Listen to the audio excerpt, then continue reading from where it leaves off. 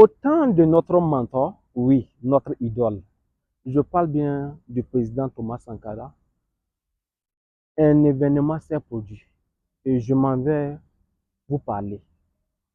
L'histoire m'a été racontée par mon professeur d'IPS. À son temps, on avait organisé ce que nous appelons le Tour du Faso. Et déjà dans le pays, il y avait un monsieur qui était reconnu par sa course avec le vélo. Et quand l'organisation a eu lieu, le président a fait une convocation, soit disant gare à vous les Burkinabés. Je ne souhaiterais pas que les autres pays envoient leurs compétiteurs et ils viennent soulever le drapeau devant nous. Il va falloir que vous gagnez ce Tour du Faso. Et le responsable, je dirais, celui qui tenait le drapeau en son temps, venait d'un village. Et avec ses proches, les vieux du village, l'ont pris de village en village, de village en village, pour consommer ce que nous appelons le wak, ou bien se bourrer, ou bien attacher. Et quand il est revenu, le Tour du Faso a eu lieu. Effectivement, il était le premier, mais il a fait une semaine au coma. Et après ça, il est sorti. Je viens te dire qu'il y a un prix à payer dans toute activité. D'accord? Il y a un prix à payer. Dans tous les domaines d'activité. Je prends même l'exemple de Cristiano Ronaldo. Beaucoup de gens disent,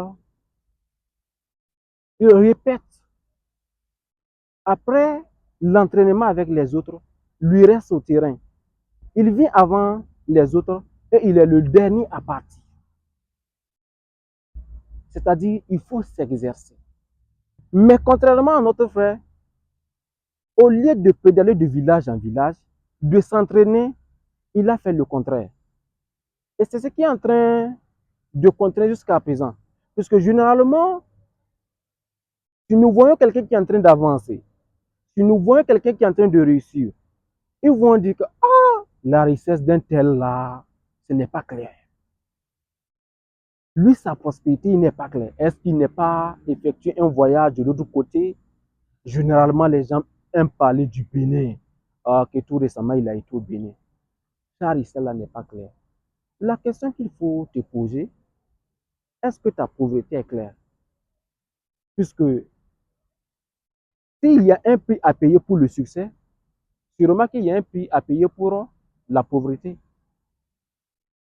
Et pour ne pas exiger, pour ne pas, je dirais pas, il y a un mentor qui disait, le même prix que tu dois payer pour être riche, c'est le même prix que tu dois payer pour être pauvre. Dans tous les cas, pour être riche, il y a un prix à payer. Et pour être pauvre également, il y a un prix à payer. Il va falloir que tu vois dans ton domaine d'activité. Travailler sur ta connaissance, puisque du moment que tu ne maîtrises pas le domaine où tu interviens et tu veux évoluer, ça serait un peu compliqué. Quelqu'un va demander ton service aujourd'hui. Si tu bâcles cela, la prochaine fois, il ne va jamais t'appeler. Et comment est-ce que tu peux progresser à ce niveau-là? Pourquoi tu as honte de présenter ton activité? De dire, moi, je vends des compléments alimentaires. Moi, je vends des téléphones. Je suis étudiant, mais souvent, je fais le manœuvrage pour tout ce qui concerne l'électricité. Maintenant, si c'est un pro, si c'est un tonton, le jour que à la maison, il n'y aura pas d'électricité, il va t'appeler et tu vas venir régler quelque chose. Parce que je remarque que les gens ont honte de dire ce qu'ils font comme activité dans la vie. Parce que l'image n'est pas aussi ça. Mais on commence petit. Tout le monde commence petit avant de grandir. Même ceux qui sont commerçants, Ils ont toujours commencé. D'autres même, ça travaille une table. Une petite table. Souvent, c'est plus fréquent dans les villages. S'il y a un mariage et que le soir, il y aura un événement, il part avec sa petite table.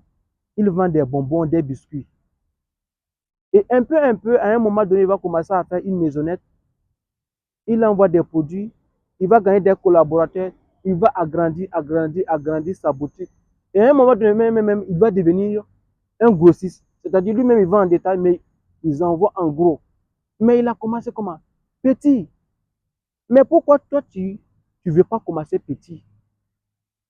Il est bien possible de commencer même avec un minimum.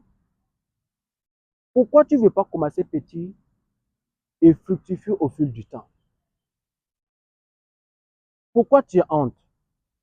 Il y a un événement qui s'est produit, c'est pas si tu as vu. Ça s'est présenté à Ouaga ici. Ça tournait même dans les réseaux sociaux. Et vous allez voir qu'il y a des femmes qui étaient sorties à un moment donné pour dire aux prostituées de Dapoya de sortir dans leur quartier. Pourquoi? Parce qu'à un moment donné, même si tu gagnes un monsieur qui te suit pour le mariage et qu'il apprenne que tu venais de Dapoya, on va t'abandonner. Pourquoi? Parce que tout le monde sait que c'était une référence. Beaucoup de prostituées vivaient là-bas. Et dans la soirée, vous allez voir, elles vont sortir au bord de la voie. Il faut voir l'habillement. Il faut s'habiller en sexy. Pourquoi?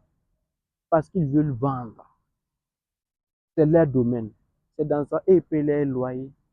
C'est dans ça qu'ils se nourrissent. Ils n'ont pas honte de leur activité. Mais pourquoi toi tu as honte? Ils s'habillent bizarrement, en sexy, avec des jeans mini, souvent en moitié nus. Ils se mettent au bord de la route à des heures tardives. Et tu peux passer. Bien vrai que tu vois, eux-mêmes ça que tu les vois, c'est des prostituées. Mais à un moment donné, ils peuvent t'appeler. Ils vendent son service, mais viens acheter, non? Si tu ne veux pas, tu t'en ailles. Mais toi, tu présentes ton produit à qui? Même en statut, tu ne mets pas ton produit. Tes comptables même ne savent pas, en dehors des études, c'est quoi tu fais concrètement. Il va falloir que tu évites cela, la honte. Il ne faut plus avoir honte. Et dire, c'est ce que, voilà ce que moi je fais. Tu peux commencer petit et devenir grand demain. En matière de business, on ne fait pas ce qu'on veut, on fait ce qui marche. Ce qui marche, même si c'est honteux pour toi, mon frère, je te dis, va faire cela. Si aujourd'hui c'est honteux, demain ça ne le sera pas. Va faire cela. Et si tu gagnes un capital consistant, tu peux aller faire quelque chose qui te passionne, qui te plaît. Mais en étant petit, tu n'as pas un capital consistant. Tu n'as pas quelqu'un qui va t'épauler. C'est quoi tu attends pour commencer? On a toujours commencé petit. Il y a un leader qui disait, un voyage de 1000 mètres commence toujours par un seul pas. Je vous le répète, un voyage de 1000 mètres commence toujours par un seul pas. Et ainsi de suite, tu vas avoir les 1000 mètres. C'était Élysée. Transforme ton corps, élève ton esprit et transforme le monde. À très bientôt. Ciao, ciao.